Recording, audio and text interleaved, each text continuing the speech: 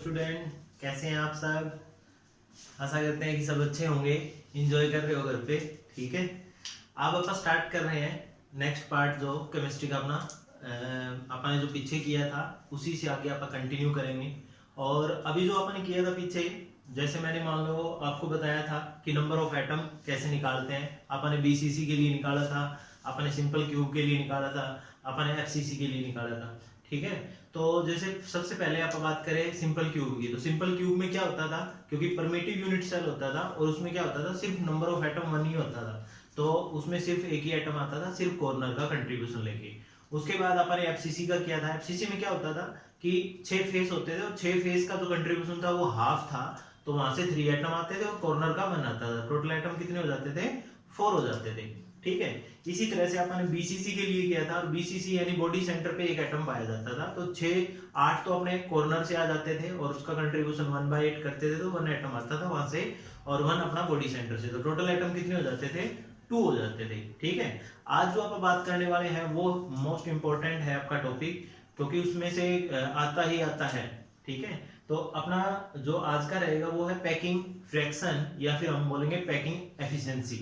ठीक है भाई, कोई भी मटेरियल, कोई भी एटम, कोई भी स्फीयर, कोई भी मान लो जो अपना ये बोले कि क्यूब होता है, जैसे सिंपल क्यूब, एफसीसी, बीसीसी, इनमें कितना मटेरियल कंटेन है। ठीक है, कितना फ्रैक्शन ऑक्यूपाई है और कितना फ्रैक्शन जो है अनऑक्यूपाई है, यानी कि कितना तो उसमें पार्टिकल जो है, कंस्टिट्यूटेड जो पार्टिकल है वो भरे हुए हैं और कितना वो एम्प्टी है। तो उसी की अपने बात करनी है। ठीक है, तो ध्यान से देखिए, अगर आपको समझ आता है तो आप लाइक कीजिए, अगर नहीं समझ में आता है तो डिसलाइक भी कर सकते हैं। ठीक है, तो अब देखो अपना है यहाँ पे केमिस्ट्री का अपन अगला पार्ट स्टार्ट कर रहे हैं। तो अपने पास है पैकिंग फ्रैक्शन, पैकिंग फ्रैक्शन और packing efficiency, packing efficiency, packing efficiency important है बच्चों। ठीक है, थोड़ा सा ध्यान से समझेंगे। पहले मैं आपको थोड़ा बता देता हूं, अभी तक आपने सिंपल क्यूब के लिए 1 एटम निकाला है, क्योंकि इनका यूज करना है अपने, और बीसीसी के लिए अपन निकाला है 2 एटम, और अपने एफसीसी के लिए निकाला है 4 एटम। ये आप अभी तक कर चुके हैं, इसमें किसी को कोई डाउट नहीं होना चाहिए कि कैसे निकाला है। इसी से आगे आप कंटिन्यू करेंगे। ठीक है, तो देखिए पैकिंग फ्रैक्शन का अपन एक तो जनरल फॉर्मूला याद रखना है। पहले जनरल फॉर्मूले की बात करेंगे अपन। पैकिंग फ्रैक्शन इक्वल टू होता है, यहां पे लिखेंगे अपन वॉल्यूम ऑफ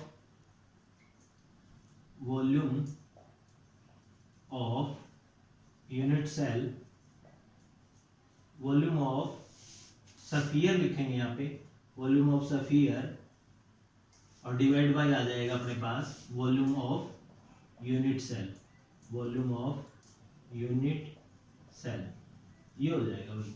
ठीक है, तो अब देखो ये तो है पैकिंग फ्रैक्शन। अगर पैकिंग एफिशिएंसी की बात करेंगे ना, तो पैकिंग एफिशिएंसी का मतलब होता है कि कितने परसेंट में है भाई, तो आप इसका क्या कर देंगे, परसेंट कर देंगे, बस सिंपल है।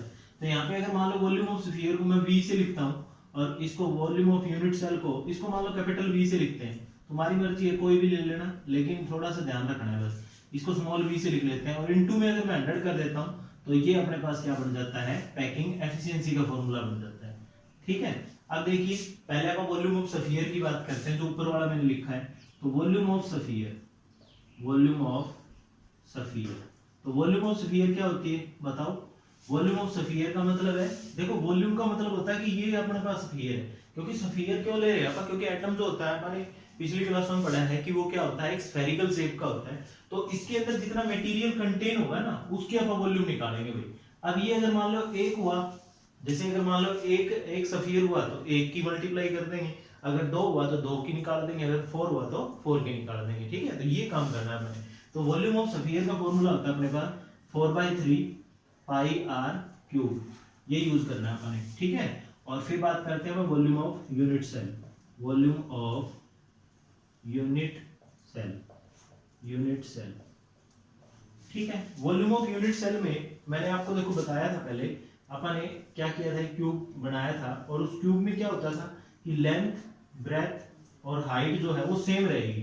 तो ये लेंथ भी सेम रहेगी, हाइट भी सेम रहेगी और ब्रेथ भी सेम रहेगी। तो अगर मान लो मैं यहाँ पे करता हूँ, क्योंकि length into breadth into height, तो क्या बनता है अपने पास a क्यूब। तो ये फॉर्मूला यूज करेंगे अपन, ठीक है। तो चलते हैं देखते हैं कि इनका यूज कैसे करना है हर एक केस को। सबसे पहले आप बात करेंगे एससी यानी कि सिंपल क्यूब की, फिर बात करेंगे बीसीसी यानी बेस बॉडी सेंटर क्यूबिक की, और उसके बाद बात करेंगे अपन फेस सेंटर क्यूबिक की, ठीक है। बस थोड़ा सा ध्यान से देखिए, सब कुछ समझ में आएगा। अगर एक बार में नहीं समझ में आता तो दोबारा देखो, अगर फिर भी नहीं समझ में आता, कोई डाउट आता है तो आप मेरे को बताओ, मैं दोबारा से भी करवाने के लिए तैयार हूँ, ठीक है। तो देखिए अपन स्टार्ट करते हैं भाई।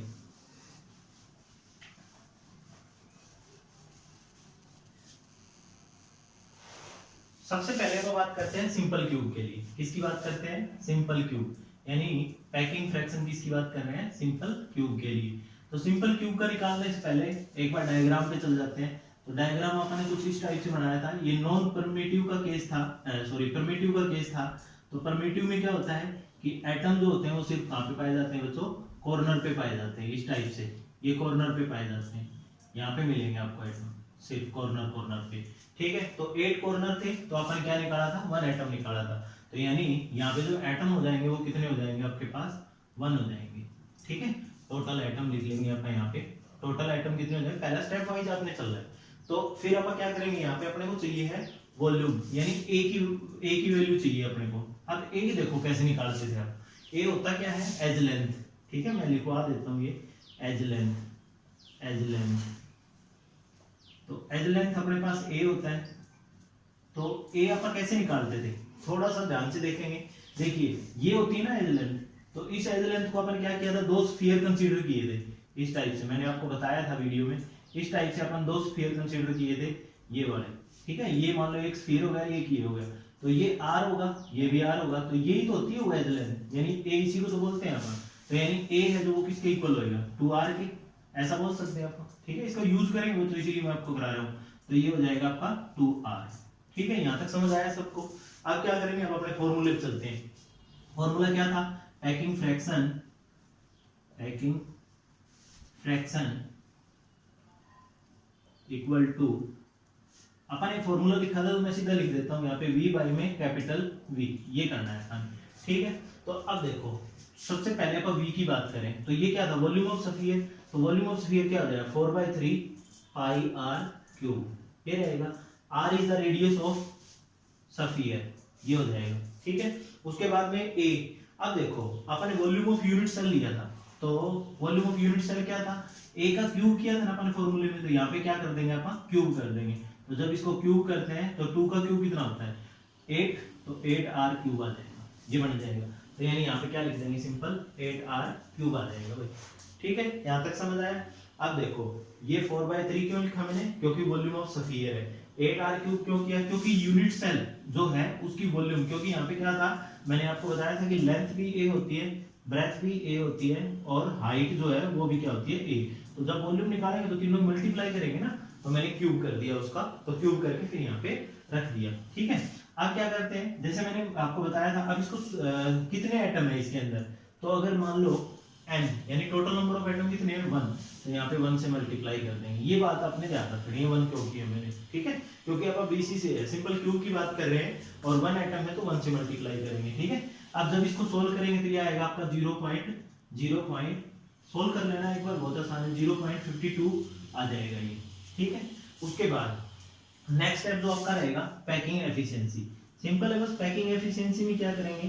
Packing efficiency, packing efficiency, packing efficiency में क्या होता है? आप इसको परसेंट में कन्वर्ट कर लेते हैं तो ये क्या हो जाएगा? 0.52 इनटू में 100। इसको जब सोल्व करेंगे तो क्या आएगा? 52% आ जाएगा। तो ये हो जाएगा आपका सिंपल क्यूब के लिए, समझ आया? ठीक है, बहुत आसान है, बस 52% आ जाएगा सिंपल क्यूब के लिए। नेक्स्ट बात करते हैं अपन इसी में एफसीसी के लिए। एफसीसी से पहले अपन बीसीसी की बात कर लेते हैं। तो देखो टोटल एटम कितने होंगे? 2, यहाँ पे 2 आ जाएगा, ठीक है। अब 2 एटम आते हैं तो अपन ने क्या किया था कि यहाँ पे एक एटम लिया था और इसको अपन ने मिलाया था, याद हो तो आपको, और ये वाला था, और फिर अपन ने क्या किया था, इसको मिला के इस टाइप से किया था अपन, है ना, ये बीसीसी के लिए और ये वाला। तो देखो अपन ने √2 इसकी वैल्यू निकाली थी और ये a होता था। तो यानी अपन ने कुछ इस टाइप से ट्रायंगल बनाई थी, अगर तुम्हें ध्यान हो तो इस टाइप से होती थी अपने पास, ये √2 होती थी, ठीक है, और ये √2a थी, और ये a था अपने पास। तो अपन ने इसकी वैल्यू निकालनी थी मान लो, तो इसकी वैल्यू निकाली थी तो अपने पास क्या आ गई थी, √3a, ये हो जाएगा। और यहाँ पे 3 सफियर है बच्चों, तो 3 सफियर है तो आप क्या करेंगे, यहाँ से एक आर लेंगे, यहाँ से फिर 2r और एक आर यहाँ से लेंगे, ठीक है, तो ये हो जाएगा आपके पास। तो यहाँ से अपन बात करें तो r क्या हो जाएगा अपने पास, यानी सिंपल बात करें अपन तो ये हो जाएगा आपका √3a = 4r, ठीक है। पिछली वीडियो में मैंने सारा बताया आपको, थोड़ा सा ध्यान से देख लेना एक बार। तो a की वैल्यू क्या हो जाएगी, 4r में √3, ये बन जाएगा आपका a की वैल्यू, ठीक है। अब क्या करते हैं, इसका क्यूब करते हैं, तो क्यूब कर दो बोथ साइड। तो जब इसका क्यूब करेंगे 4r/√3 और इसका भी क्यूब कर देंगे दोनों साइड, ये बन जाएगा, ठीक है। तो ये क्या आ गया आपके पास, जो नीचे वाला जो कैपिटल V लेते थे अपन वो आ गया, ठीक है। उसके बाद अपन ने क्या देखना है, अपन ने एक दूसरा ऊपर वाला यानी कि सफियर की वॉल्यूम देखनी, तो वो तो सेम ही रहेगी, 4/3πr³, ये रह जाएगा। अब क्या करेंगे, फॉर्मूले में पुट करते हैं। तो पैकिंग, मैं आपके यहाँ पे P से लिख रहा हूँ, पैकिंग फ्रैक्शन, तो क्या हो जाएगा बच्चों, ये लिखो 4/3πr³ और नीचे क्या आ जाएगा, ये वाला लिखेंगे, तो 4r/√3 और उसका क्या हो जाएगा क्यूब, ये क्यूब कर देंगे। अब बताओ तुम यहाँ पे कितने से मल्टीप्लाई करेंगे, बताओ शाबाश, कितने से करेंगे, 2 से, क्योंकि अपन ने पहले 1 एटम की बात की थी, अब अपन 2 एटम की बात कर रहे हैं, तो यहाँ पे क्या करते हैं, 2 से मल्टीप्लाई करते हैं, ठीक है। समझ आया कि नहीं आया, तो ये हो जाएगा आपका सिंपल। इसको जब सोल्व कर लेंगे अपन, r का क्यूब करेंगे तो r का क्यूब कट जाएगा, ठीक है। सारा कुछ सोल्व करने के बाद आपका आ जाएगा ये 0.68, ये आ जाएगा, ठीक है, 68 आ जाएगा। फिर आप क्या निकालेंगे, आपका इसकी पैकिंग एफिशिएंसी निकालेंगे। तो पैकिंग एफिशिएंसी 0.68 का क्या कर देंगे, परसेंट कर देंगे, तो यहाँ से कितना आ जाएगा आपका 68% आ जाएगा, ये बन जाएगा सिंपल। किसके लिए बच्चों, ये BCC के लिए। समझ आ रहा है कि नहीं आ रहा, ठीक है, बहुत आसान है, बस थोड़ा सा समझने की कोशिश करो। BCC के लिए कितना आ जाएगा, 68% आ जाएगा। अगले की बात करते हैं आपका FCC की। FCC में, अब FCC में क्या होता है, ये लास्ट है आपका। FCC में क्या होता है दोस्तों, पहले तो टोटल एटम कितने होते हैं बताओ, टोटल एटम आपको करवा चुका हूं कि FCC में कितने होते हैं, 4 एटम होते हैं भाई, ठीक है, सबसे ज्यादा इसी के अंदर एटम पाए जाते हैं। तो अब क्या करेंगे, अब यहाँ से पहले तो अपन क्या करेंगे, जैसे अपन जो केस बनाया था ना, मैंने बताया था आपको क्यूब बना के, एक बार और भी बता देता हूँ कि इसमें अपन एज लेंथ की वैल्यू कैसे निकालते हैं, ठीक है। एज लेंथ क्या किया था अपन ने, इस टाइप से मैंने आपको समझाया था। ये अपने पास एक क्यूब है, इस टाइप से ये क्यूब है, और इस क्यूब के अंदर कॉर्नर पे एटम है, ये कॉर्नर पे एटम है, और ये अपने पास एक फेस सेंटर अपन ये ले लिया था भाई, ठीक है। तो ये लिया था और ये फेस सेंटर के लिए अपन इस टाइप से निकाली थी। तो ये क्या थी अपने पास, A, और ये भी A थी, तो इसकी वैल्यू निकाली थी अपन ने, तो ये कितनी आ गई थी अपने पास, √2a, ठीक है। और 3 एटम है दोस्तों, तो 3 एटम है, तो आपको मैं पहले बता चुका हूँ कि 3 एटम जब ऐसे होते हैं तो ये इस टाइप से केस बनता है, यानी ये R होता है, ये भी R और ये भी R और ये भी R, तो यानी 4R का ही केस रहेगा। तो यानी यहाँ पे लेंगे अपन √2a = क्या होता है, 4R। तो a की वैल्यू क्या आ जाएगी, 4R/√2, और इसको जब अपन सोल्व करेंगे तो इसको मैं ऐसे लिख सकता हूँ, 2 × 2 ऐसा लिख सकते हैं 4 को, और फिर अगले 2 को आप ऐसे लिख सकते हैं, √2 × 2 और इंटू में R। तो नीचे क्या बच जाएगा, √2 बच जाएगा, √2 से √2 काट देंगे तो कितना बचेगा, यहाँ से बचेगा 2√2R। तो a की वैल्यू ये आ गई उसकी बार आपकी, ठीक है, यहाँ तक समझ आ जाना चाहिए। तो ये आ गई। अब क्या करेंगे अपन, कुछ गलत तो नहीं होगा ना, ठीक है। अब क्या करेंगे, देखो a का क्यूब करेंगे ना, तो a का क्यूब कर देंगे बच्चों यहाँ पे, तो a का क्यूब करेंगे 2√2R और उसका क्या हो जाएगा, क्यूब हो जाएगा, ठीक है। अब ये क्यूब करेंगे तो अब फॉर्मूले चल पड़ते हैं अपन। तो ये क्या है आपके पास, यानी कैपिटल V है, स्मॉल v क्या होता है, वही सेम 4/3πr³, ये आ जाएगा, ठीक है। तो इन चीजों का यूज करते हैं और आगे सोल्व करते हैं इसको।